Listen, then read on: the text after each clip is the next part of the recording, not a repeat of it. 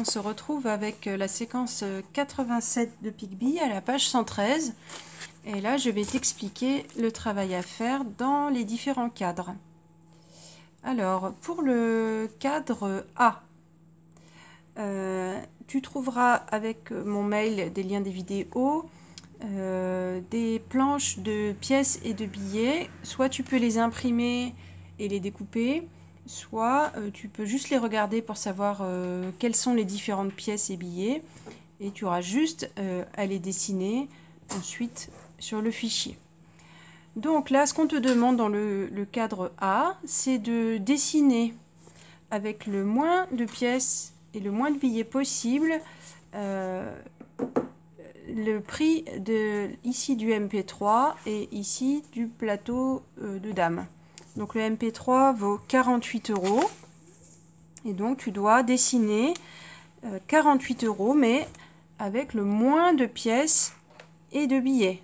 Donc il faut que tu fasses bien attention à savoir si tu peux toujours réduire ton nombre de pièces ou de billets. Imagine que ton porte-monnaie doit être le plus léger possible. Tu peux aussi sur ton ardoise dessiner d'abord 48 € comme Dédé ou comme Picby pour bien identifier ce que vaut 48. Et donc ensuite tu fais la même chose avec l'échiquier, et il ne faut surtout pas non, ben voilà, c'est tout, il n'y a pas de phrase réponse à faire, c'est juste dessiner. Voilà. Dans le cadre B, ici on te dit Madame Bata a 15 images, donc c'est elle, Madame Bata, et elle veut les partager entre Louis et Amina. Là il y a les 15 images. Dessine la part de chaque enfant, combien d'images chacun aura-t-il? Donc ce que je te conseille, c'est de dessiner d'abord ce qu'a Madame Bata pour être bien sûr qu'elle a 15 images. Donc tu peux par exemple faire ça sur ton ardoise, et ensuite tu donnes autant d'images à chacun des enfants.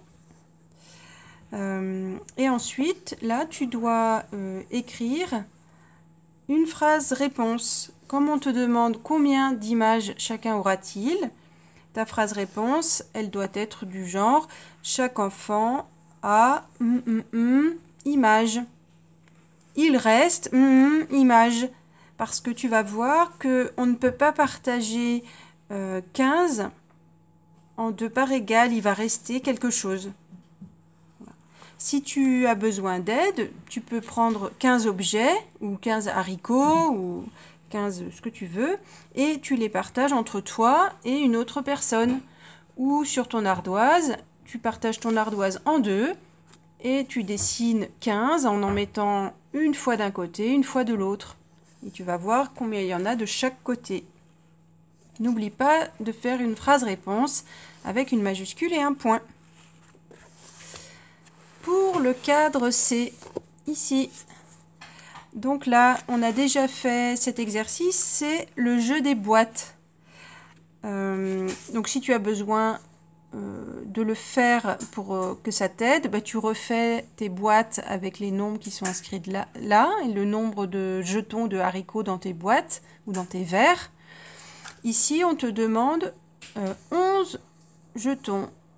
Tu veux 11 jetons et tu peux prendre 2 ou 3 boîtes. Et tu as à chaque fois 3 solutions, il faut les écrire là. Donc tu écris les calculs.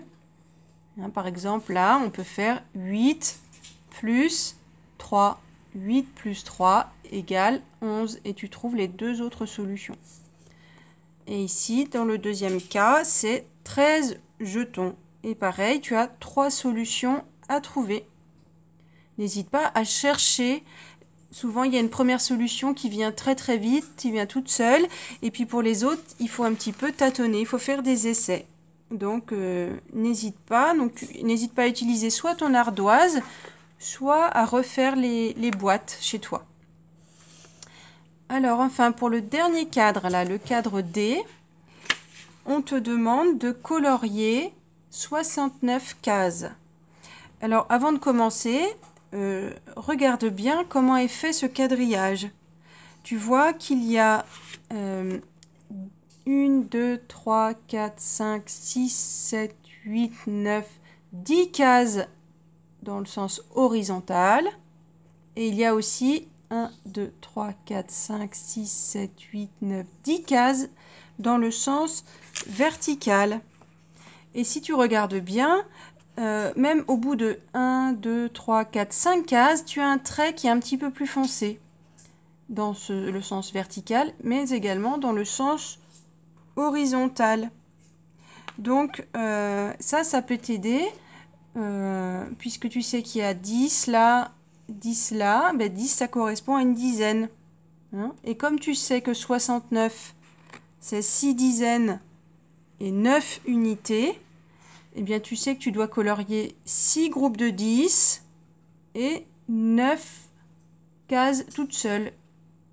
Voilà, et comme le quadrillage est un peu organisé, ça va pouvoir t'aider. Voilà, je te souhaite bon courage pour cette page qui est un petit peu différente des pages de d'habitude. Et tu auras la correction en fin de semaine. Je dis à très bientôt à ceux qui reviendront en classe pour que l'on travaille ensemble.